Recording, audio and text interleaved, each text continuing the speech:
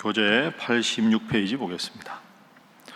하나님께서는 모세에게 성소를 짓는 데 필요한 예물을 마련하는 방법을 말씀하십니다.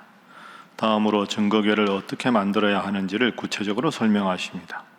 이어서 진설병을 두는 상, 등잔대와 기구들을 만드는 구체적인 방식을 차례대로 보여주시며 그 양식대로 만들 수 있도록 명령하십니다.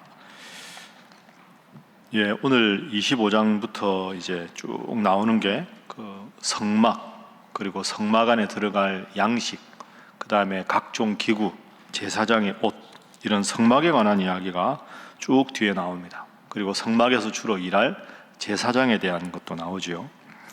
오늘 25장 앞부분은 성막을 지으라 하나님께서 이렇게 말씀을 하시고, 성막 안에 두어야 될 것이 무엇인가 그걸 말씀하십니다. 예를 들어 10절에 보면 조각목으로 궤를 짜라, 성막 안에 증거궤를 두어라, 이 말씀이죠.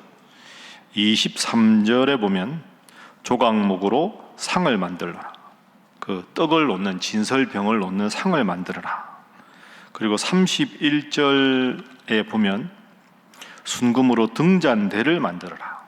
그러니까 성막을 만들고 그 성막 안에 들어갈 기구들을 어떻게 만들어라, 이런 말씀을 이제 오늘 하셨습니다.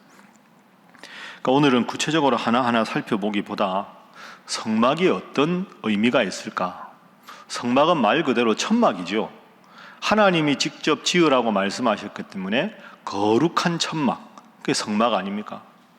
하나님께서 창세기에 이 세상을 창조하시고 아브라함과 이삭과 야곱과 요셉을 통해서 역사하셨다가 이제 흉년이 들어서 요셉의 인도로, 보호로 야곱의 모든 자손들이 애굽으로 갑니다. 이제 그것까지 해서 창세기죠. 출애굽기에서 430년 동안 노예 생활을 하다가 거기서 지금 나온 거 아닙니까?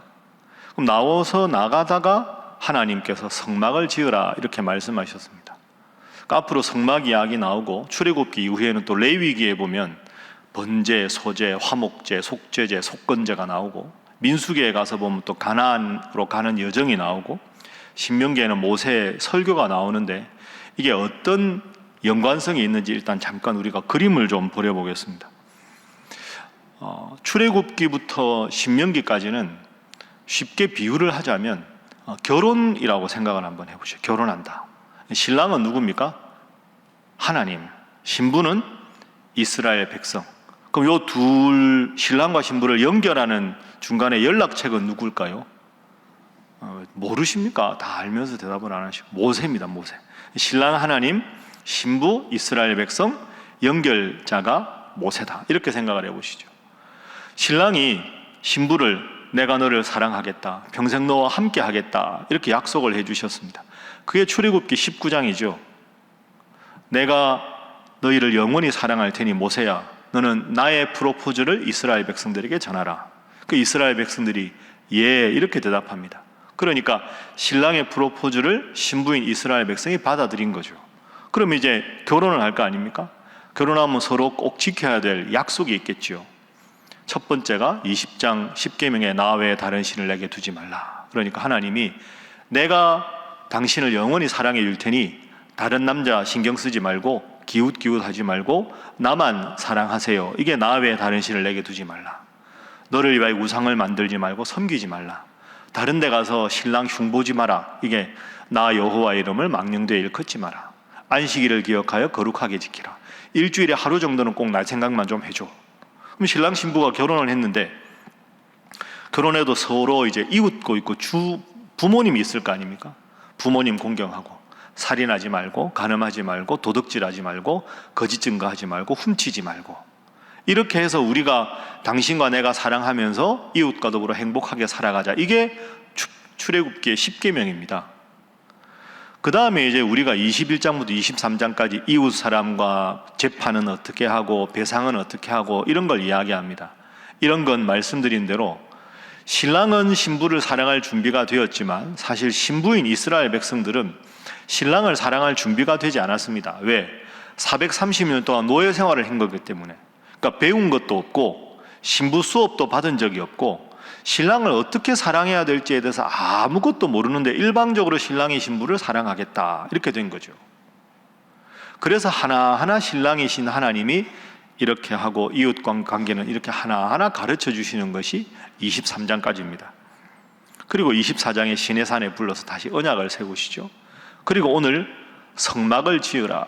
성막은 뭘까요? 결혼한 하나님 신랑과 결혼한 신부가 함께 살 신혼집, 집이 있어야 되겠죠. 그 집이 성막입니다. 그 하나님께서 모세에게 성막을 지을 때 아내는 뭐 해라. 그러니까 쉽게 말하면 현관은 어떻게 하고, 들어간 방은 어떻게 하고, 부엌은 어떻게 하고, 싱크대는 어디에 놓고, 이걸 하나하나 일러주는 것이 오늘 25장입니다. 25장에 제일 중요한 요절이 있습니다. 자, 8절입니다. 8절. 8절 함께 읽어봅니다. 시작. 내가 그들 중에 거할 성소를 그들이 나를 위하여 짓되 내가 그대와 함께 거하겠다. 성막을 짓는 이유가 그거죠. 결혼했으니까 함께 살 신혼집, 이런 뜻입니다. 또 하나 제일 중요한 요절이 22절입니다. 25장 22절은 출애굽기에서 제일 중요한 요절 중에 하나라고 말씀드려도 됩니다. 꼭 이 구절은 기억을 하십시오.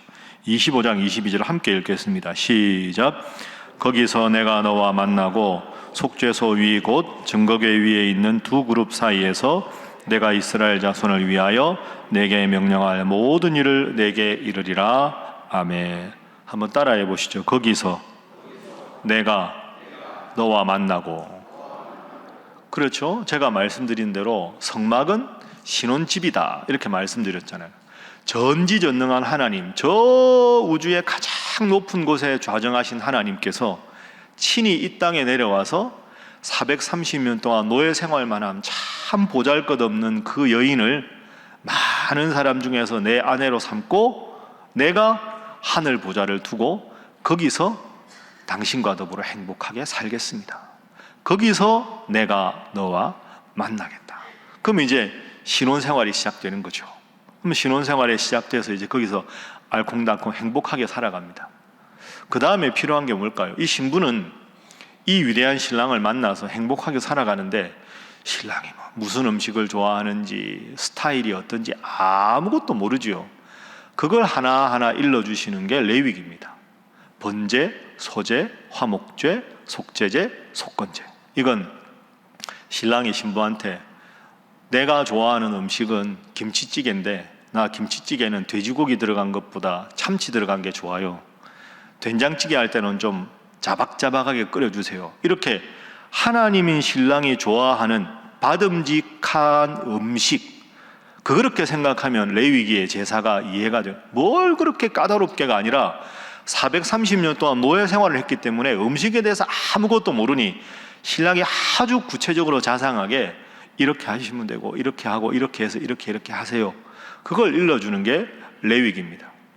그렇게 한 다음에 이제 신혼 본격적으로 살아야죠. 이웃 사람들과 어떻게 살고 방해꾼들은 어떻게 물리치고 그렇게 한 걸음 한 걸음 살아가는 게 민수기입니다. 그리고 마지막에 신명기는 모세가 설교하는 거 아닙니까? 모세가 다시 이스라엘 백성들 다 모아놓고 전능하신 하나님이 우리를 신부로 삼으셔서 어떻게 애굽에서 해방시키시고 어떻게 성막을 지으시고 얼마나 우리를 사랑하셨는지 회고하면서 다시 한번 기억을 떠올리게 해서 그렇구나, 정말 신랑이 나를 사랑하는구나 하는 걸 다시 마음속에 새기게 하는 것이 신명기 말씀이다. 이렇게 큰 그림을 그려보시기 바랍니다. 구체적인 내용은 제가 앞으로 또 레위기 하면서 말씀을 드리도록 하겠습니다. 자, 기도 제목 3가지를 나누어 보겠습니다. 첫 번째 기도 제목은 늘 하나님 중심의 삶에 우선순위를 두게 하소서 하는 것입니다. 하나님 중심의 삶에 우선순위를 두게 하소서. 하나님 중심의 삶이 중요하다. 여러분, 제가 방금 그냥 저 윤곽만 일러드렸는데 생각해 보세요. 출애굽기를 생각해 보세요. 출애굽한 다음에 하나님이 딱 하신 게 시내산 밑에 이스라엘 백성을 모아놓고 프로포즈 하신 다음에 19장, 20장에 10계명을 주십니다. 10계명. 10계명 다음에 시민법이 나오고 성막이 나오죠. 성막이 나온 다음에 레위기 가면 제사가 나옵니다. 레위기에서 넘어가면 민수기에서 이제 행군을 어떻게 하고 전투를 어떻게 하고 적을 어떻게 제압하고 이런 문제가 나옵니다. 그럼 출애굽기부터 신명기까지 전체 구조는 하나님의 사랑을 받아들이고 하나님의 계명을 마음에 새기고 하나님과 더불어 함께 하고 그 다음에 행군을 하고 전투를 하고 승리를 하고 이렇게 시작되는 겁니다. 그게 레위기 이후에 민수기 신명기까지 말씀이죠. 그러니까 이 모세오경의 가장 중요한 기준은 하나님 앞에 예배드리고 하나님 앞에 바로 선 후에 전열을 정비하고 세상에 나가서 전투를 벌이고 승리한다. 이게 모세오경의 전체적인 구조입니다. 그러니 오늘 새벽에도 하나님 앞에 말씀 듣고 시작하는 여러분, 오늘 하루 하나님께서 세상 속의 영적인 전쟁에서 승리하게 하실 줄로 믿습니다. 이 구조를 반드시 기억하셔야 합니다. 영적인 게 먼저다. 하나님 앞에 올바른 관계를 먼저 하고 나가서 적들과 싸우고 전투를 한다. 이 구조가 하나님 가장 강조하시는 구조다. 먼저 그의 나라와 그의 의를 구하면 모든 것을 너희에게 더해 주신다 생각하시고 항상 하나님 먼저, 말씀 먼저 우선순위를 분명히 하는 여러분 되시기를 주님 이름으로 축복합니다. 자, 오늘 본문 말씀 이제 1절, 2절 말씀. 자, 함께 한번 읽어볼까요? 1절, 2절 시작. 여호와께서 모세에게 말씀하여 이르시되 이스라엘 자손에게 명령하여 내게 예물을 가져오라 하고 기쁜 마음으로 내는 자가 내게 바치는 모든 것을 너희는 받을지니라. 아멘.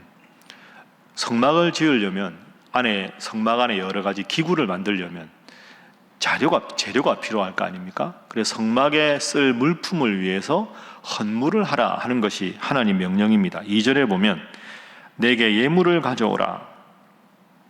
기쁜 마음으로 내는 자가 내게 바치는 모든 것을 너희는 받을지니라. 그리고 예물의 종류가 4절부터 보면 청색, 자색, 홍색, 실, 가는, 배실, 염소, 털, 붉은 물들인 수량 쭉 나옵니다. 근데 여기서 중요하게 하나님 말씀하신 게 뭡니까? 예물을 가져오라 하는데 중요한 건 기쁜 마음으로 가져오라. 따라합니다. 기쁜 마음으로 가져오라. 그 두 번째 기도 제목은 기쁜 마음으로 예물을 바치는 자가 되게 하소서 하는 것입니다. 기쁜 마음으로 예물을 바치는 자가 되게 하소서. 하나님께서 출애굽시켜 주시고 하나님이 다 해주셨으니 너희는 그 은혜에 감사해서 기쁜 마음으로 예물을 바치라. 그러니까 여기에서도 우리가 자주 기억하는 대로 예물을 드리는 것, 지금으로 말하면 봉헌, 헌금은 의무가 아니라 억지로 하는 게 아니라 어떻게 하는 것이다? 기쁘게 하는 것이다. 그러니까 여러분, 이 이스라엘 백성들이 생각해 보십시오. 430년 동안 노예 생활을 하다가 나왔는데 나올 때 10가지 재앙 때문에 너무 만신창이가 된 애굽 사람들이 막 금은 폐물 주면서 다 가지고 가라 하고 들고 나왔잖아요. 그럼 이 이스라엘 백성들은 평생에 보지 못한 폐물을 지닌 겁니다. 노예 생활을 하면서 전혀 가져보지 못한 걸 가졌습니다. 그 얼마나 갖고 싶었을까요? 그런데 하나님 예물 바치라는 거 보시면 4절, 5절, 그 다음에 앞으로도 나오지만 가장 값지고 귀한 걸 하나님께서 바치라고 하십니다. 이스라엘 백성들 입장에서 이게 쉽지 않았을 수 있어요. 그러나 이스라엘 백성들은 기쁘게 바쳤습니다. 이후에 보면 그 예물을 바친 게 너무너무 많아져서 모세가 이제 좀 그만 가지고 오라. 더 이상 좀 가져오지 마라. 여러분, 이 사람들이 욕심이 없어서 그랬을까요? 그 듣도 보도 못한 것 다 자기가 갖고 싶어 하지 않았을까요? 근데 어떻게 이스라엘 백성들은 그렇게 감사하게 바쳤을까요? 그 예물이 중요한 게 아니라 영원히 노예로 죽을 수밖에 없는데 하나님의 일방적인 은혜로 애굽에서 탈출시켜 주시고 만나를 주시고 메추라기를 주시고 먹는 마실 물을 반석에서 내게 하시고 많은 적군들을 제압하게 하시고 그 모든 것 하나도 자기들이 잘한 게 없거든요. 전부 하나님의 은혜입니다. 그러니 눈앞에 있는 폐물들, 그게 중요한 게 아니라 내 목숨, 내 자자손손의 자유를 주신 하나님 앞에 기쁘게 예물을 바치는 거죠. 여러분은 어떤 마음으로 봉헌을 하십니까? 이거는 아까운데, 이거는 아닌데, 그게 아니지요.